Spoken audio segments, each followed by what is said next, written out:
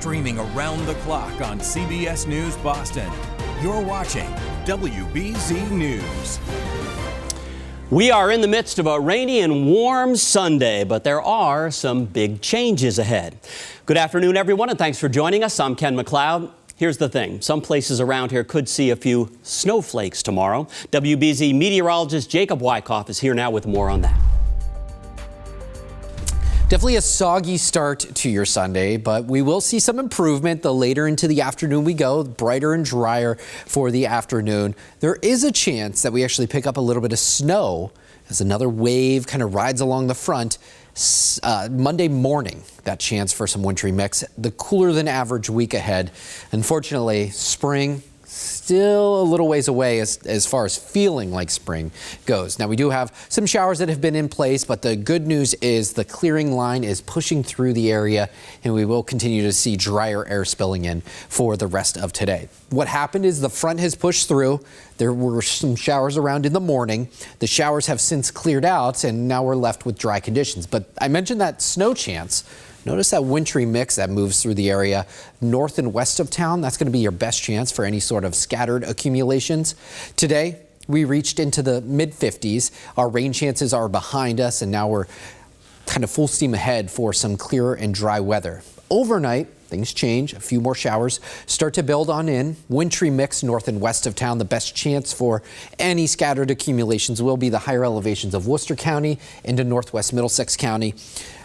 The farther north and west you go and the higher up you go through the Green and the White Mountains, that's where you would actually see some more significant accumulation. And even then, I just mean 1 to 3 inches. Scattered light coatings possible closer to home. Tomorrow, we don't warm up all that much. We're only in the low 40s. We will start to dry out the later into the afternoon we go, but we continue to hold on to rain chances even as we go into Tuesday. Wednesday and Thursday look to be our dry days for the upcoming week. Here's our full 7-day forecast. We have unsettled stretch. We're drying out as we go into Wednesday and Thursday. Temperatures in the mid-40s to mid-50s. We're back to unsettled weather as we close out the rest of the work week, enter into the weekend. That will be at least our third weekend in a row with at least some precipitation. Hopefully, we can change the forecast as we get a little bit closer. But there's your 7-day forecast. Back to you. All right, Jacob, thanks. We've got some new information about the hands-off protests that took place in Boston and across the country on Saturday. Organizers are estimating that around 100,000 people crowded the Boston Common and City Hall Plaza for that rally. Demonstrators gathered to voice their disapproval of President Trump. Boston police say the rally was peaceful and there were no arrests. Also new this afternoon, neighbors in Franklin are coming together in a show of support following 2 possible hate crimes this week. WBZ's Paul Burton spent his day there. Folks are gathered here at the Franklin Town Common with a sense of unity, love, and with the hopes that justice will be served. After police say 2 acts of vandalism targeting the Jewish community took place here last week. Now they're coming together for a vigil showing this town is standing together. Standing together in unity, members of the Franklin faith community and neighbors hold a vigil for the Jewish community. Police say last week vandals splashed red paint on the We Stand With Israel sign on the only Jewish house of worship in town located at 900 Washington Street. Police say red paint was also sprayed on a light and solar panel illuminating the temple sign, and part of the panel was ripped from its mounting bracket.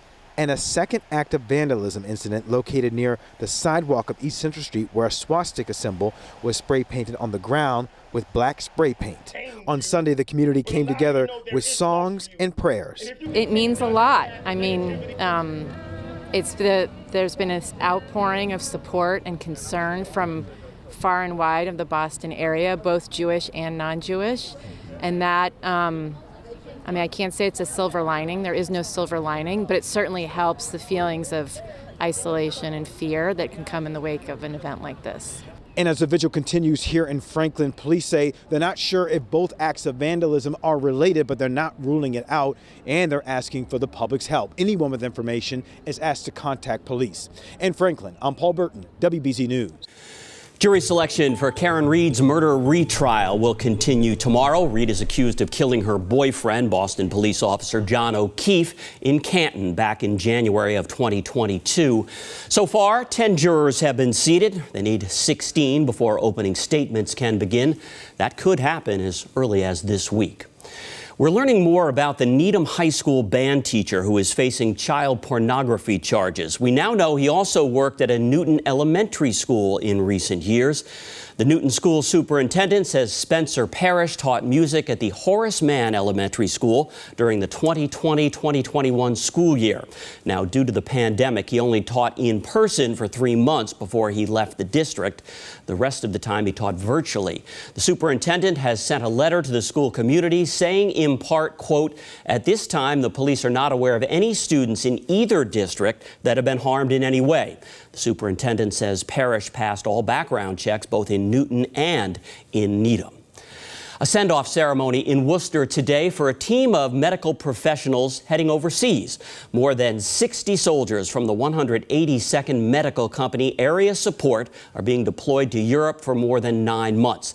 The soldiers will provide health services in Poland in support of Operation Atlantic Resolve. That's a U.S. Department of Defense program initiated in response to Russian operations in Ukraine.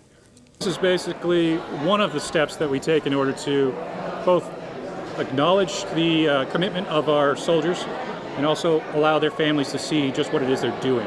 Putting them here, putting them in front of them, putting them in uniform, seeing them with everybody else, seeing the structure allows them to realize that they're part of something bigger. The soldiers will leave for Poland sometime in the next month. The group is comprised of doctors, dentists, and nurses, all trained and equipped to provide full medical services abroad. There's been another demonstration at a Watertown Tesla dealership to protest billionaire Elon Musk's purge of the U.S. government under the Trump administration. Demonstrators braved the cool and rainy conditions on Pleasant Street, where they waved signs at drivers passing by. The rally is part of a national effort to dent the Musk fortune. A chunk of his estimated $340 billion is stock he holds in the Tesla electric vehicle company, which he continues to run while also serving as senior advisor to the president. What is most frustrating is that this is basically a kleptocracy, as I think we all know, and they're just stealing from people. They're stealing from the country and trying to turn things back many hundreds of years. Today's protest in Watertown comes just 1 week after demonstrators across the country swarmed all 277 of the automaker's showrooms and service centers with the hope of deepening a recent decline in Tesla sales.